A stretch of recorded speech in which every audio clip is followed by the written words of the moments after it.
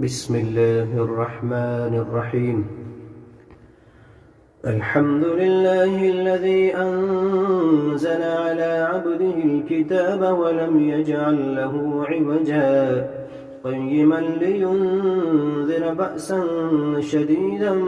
من لدنه ويبشر المؤمنين الذين يعملون الصالحات أن لهم أجرا حسنا ماكثين فيه أبدا وينذر الذين قالوا اتخذ الله ولدا ما لهم به من علم ولا لآبائهم كبرت كلمة تخرج من أفواههم إن يقولون إلا كذبا فلعلك باخع نفسك على آثارهم إن لم يؤمنوا بهذا الحديث أسفا إنا جعلنا ما على الأرض زينة لها لنبلوهم أيهم أحسن عملا وإنا لجاعلون ما عليها صعيدا جرزا أم حسبت أن أصحاب الكهف والرقيم كانوا من آياتنا عجبا إذ أوى الفتية إلى الكهف فقالوا ربنا آتنا من لدنك رحمة وهيئ لنا من أمرنا رشدا فضربنا على آذانهم في الكهف سنين عددا ثم بعثناهم لنعلم أي الحزبين أحصى لما لبثوا أمدا نحن نقص عليك نبأهم بالحق إنهم فتية آمنوا بربهم وزدناهم هدى وربطنا على قلوبهم إذ قاموا فقالوا ربنا رب السماوات والأرض لن ندعو من دونه إلها لقد قلنا إذا شططا هؤلاء قوم اتخذوا من دونه آلهة لولا يأتون عليهم بسلطان بين فمن أظلم ممن افترى على الله كذبا وإذ اعتزلتموهم وما يعبدون إلا الله فأووا إلى الكهف ينشر لكم ربكم من رحمته ويهيئ لكم من أمركم مرفقا وترى الشمس إذا طلعت تزاور عن كهفهم ذات اليمين وإذا غربت تقرضهم ذات الشمال وهم في فجوة منه ذلك من آيات الله من يهد الله فهو المهتد ومن يضلل فلن تجد له وليا مرشدا وتحسبهم أيقاظا وهم رقود ونقلبهم ذات اليمين وذات الشمال وكلبهم باسط ذراعيه بالوصيد لو اطلعت عليهم لوليت منهم فرارا ولملئت منهم رعبا وكذلك بعثناهم ليتساءلوا بينهم قال قائل منهم كم لبثتم قالوا لبثنا يوما أو بعض يوم قالوا ربكم أعلم بما لبثتم فابعثوا أحدكم بورقكم هذه إلى المدينة فلينظر أيها أزكى طعاما فليأتكم برزق منه وليتلطف ولا يشعرن بكم أحدا إنهم إن يظهروا عليكم يرجموكم أو يعيدوكم في ملتهم ولن تفلحوا إذا أبدا وكذلك أعثرنا عليهم ليعلموا أن وعد الله حق وأن الساعة لا ريب فيها إذ يتنازعون بينهم أمرهم فقالوا بنوا عليهم بنيانا ربهم أعلم بهم قال الذين غلبوا على أمرهم لنتخذن عليهم مسجدا سيقولون ثلاثة رابعهم كلبهم ويقولون خمسة سادسهم كلبهم رجما بالغيب ويقولون سبعة وثامنهم كلبهم قل ربي أعلم بعدتهم ما يعلمهم إلا قليل فلا تمار فيهم إلا مراء ظاهرا ولا تستفت فيهم منهم أحدا ولا تقولن لشيء إني فاعل ذلك غدا إلا أن يشاء الله واذكر ربك إذا نسيت وقل عسى أن يهديني ربي لأقرب من هذا رشدا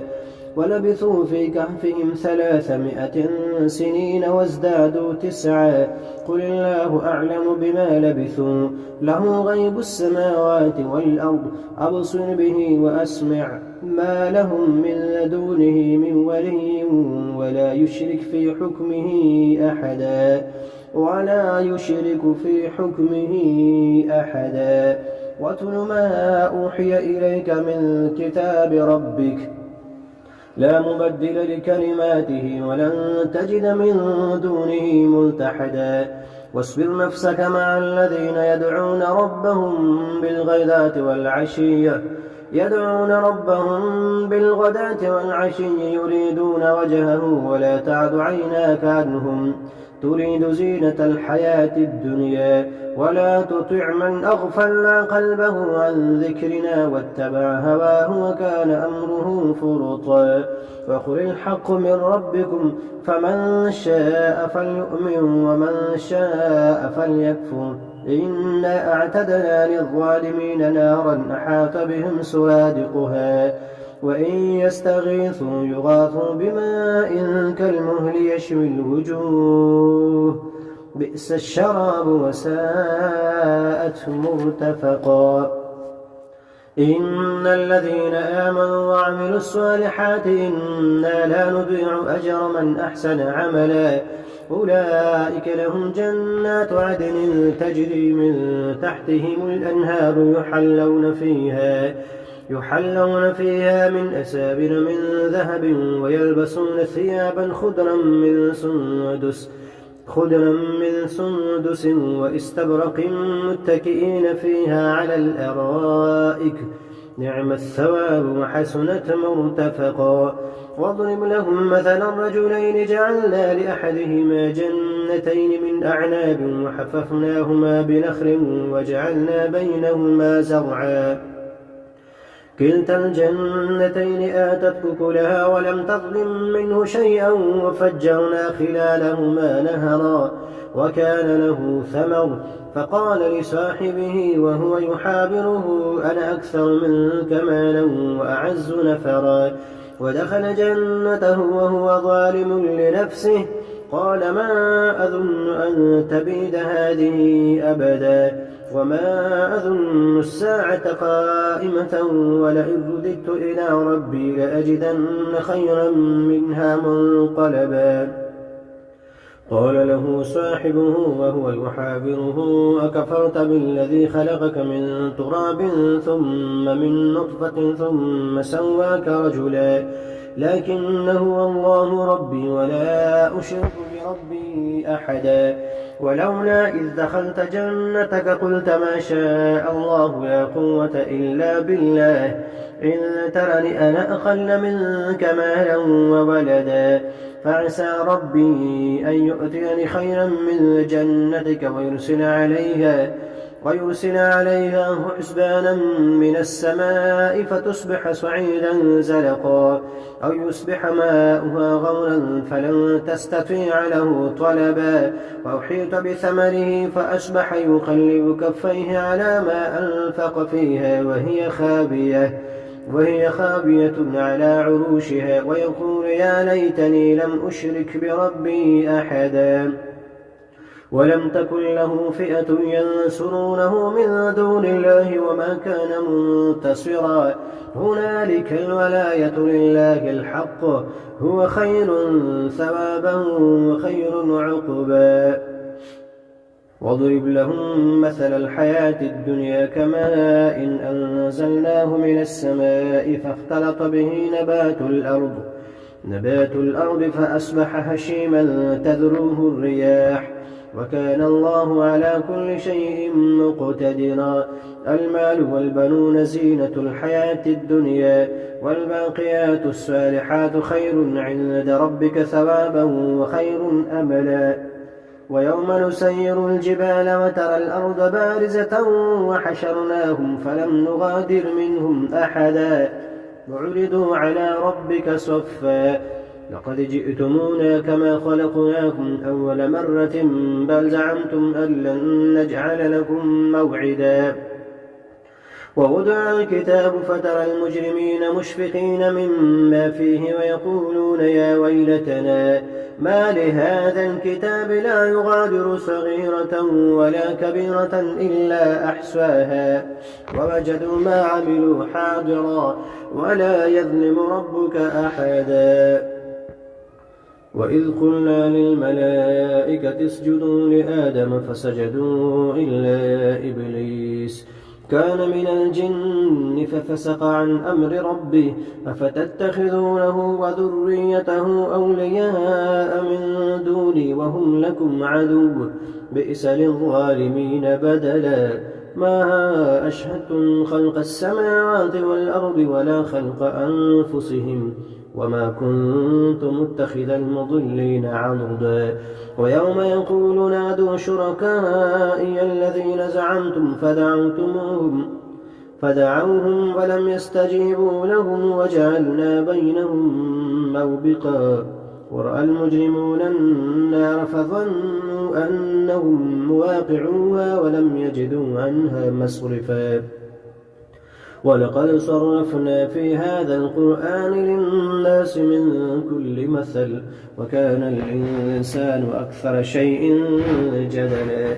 وما منع الناس أن يؤمنوا إذ جاءهم الهدى ويستغفروا ربهم إلا أن تأتيهم سنة الأولين أو يأتيهم العذاب قبلا وما نرسل المرسلين إلا مبشرين ومنذرين ويجادل الذين كفروا بالباطل ليدحضوا به الحق واتخذوا آياتي وما أنذروا هزوا ومن أظلم ممن ذكر بآيات ربه فأعرض عنها ونسي ما قدمت يداه إنا جعلنا على قلوبهم أكنة أن يفقهوه وفي آذانهم وقرا وإن تدعهم إلى الهدى فلن يهتدوا إذا أبدا وربك الغفور ذو الرحمة لو يؤاخذهم بما كسبوا لعجل لهم العذاب بل لهم موعد لن يجدوا من دونه موئلا وتلك القرى أهلكناهم لما ظلموا وجعلنا لمهلكهم موعدا وإذ قال موسى لفتاه لا أبرح حتى أبلغ مجمع البحرين أو أمضي حقبا فلما بلغا مجمع بينهما نسيا حوتهما فاتخذ سبيله في البحر سربا فلما جاوزا قال لفتاه آتنا غداءنا لقد لقينا من سفرنا هذا نصبا قال أرأيت إذ أوينا إلى الصخرة فإني نسيت الحوت وما أنسانيه إلا الشيطان أن أذكره واتخذ سبيله في البحر عجبا قال ذلك ما كنا نبغي فارتد على آثارهما قصصا فوجدا عبدا من عبادنا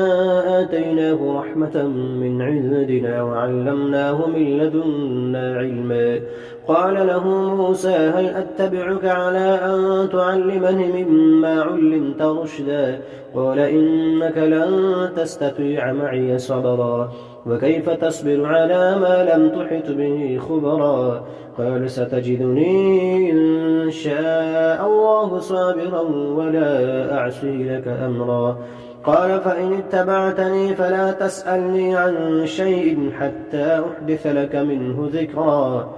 فانطلقا حتى إذا ركبا في السفينة خرقها قال أخرقتها لتغرق أهلها لقد جئت شيئا إمرا قال ألم أقل إنك لن تستطيع معي صبرا قال لا تؤاخذني بما نسيت ولا ترهقني من أمري عسرا فانطلقا حتى إذا لقيا غلاما فقتله قال أقتلت نفسا زكية بغير نفس لقد جئت شيئا نكرا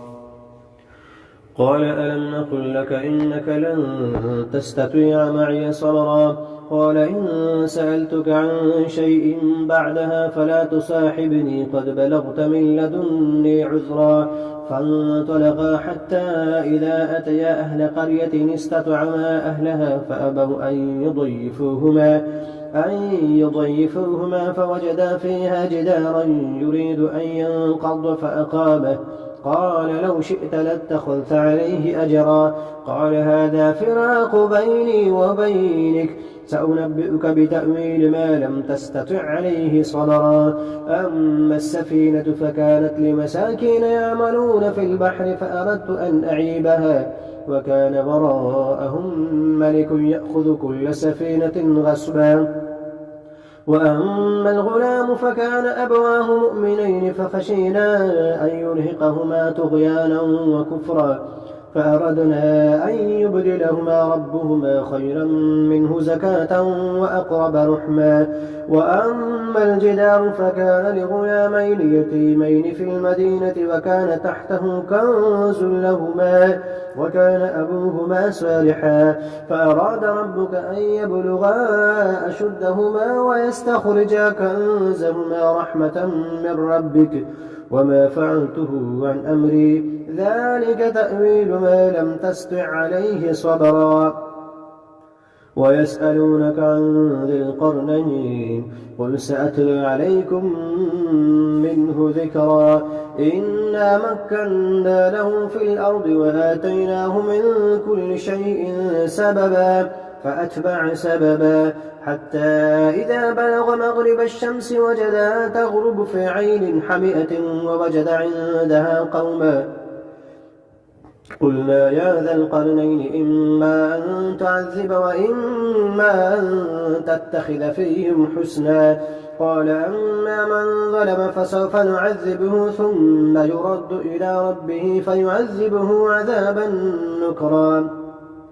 وأما من آمن وعمل صالحا فله جزاء الحسنى وسنقول له من أمرنا يسرا ثم أتبع سببا حتى إذا بلغ مطلع الشمس وجدها تطلع على قوم لم نجعل لهم من دونها سترا كذلك وقد أحطنا بما لديه خبرا ثم أتبع سببا حتى إذا بلغ بين السدين وجد من دونهما قوما لا يكادون يفقهون قولا قالوا يا ذا القرنين إن يأجوج ومأجوج مفسدون في الأرض فهل نجعل لك خرجا على أن تجعل بيننا وبينهم سدا قال ما مكنني فيه ربي خير فأعينوني بقوة أجعل بينكم وبينهم ردما آتوني زبر الحديد حتى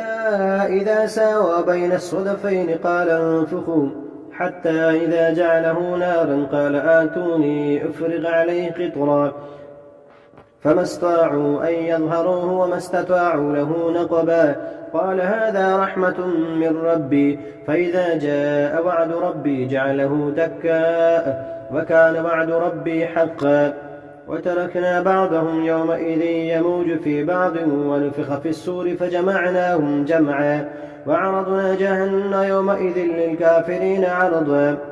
الذين كانت أعينهم في غطاء عن ذكري وكانوا لا يستطيعون سمعا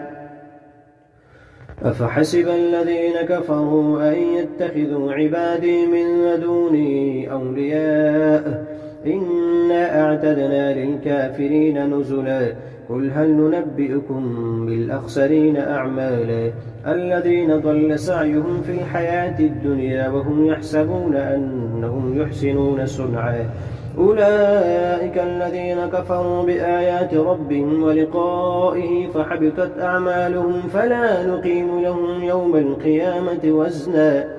إن الذين آمنوا ذلك جزاؤهم جهنم بما كفروا واتخذوا آياتي ورسلي هزوا إن الذين آمنوا وعملوا الصالحات كانت لهم جنات الفردوس نزلا خالدين فيها لا يبغون عنها حولا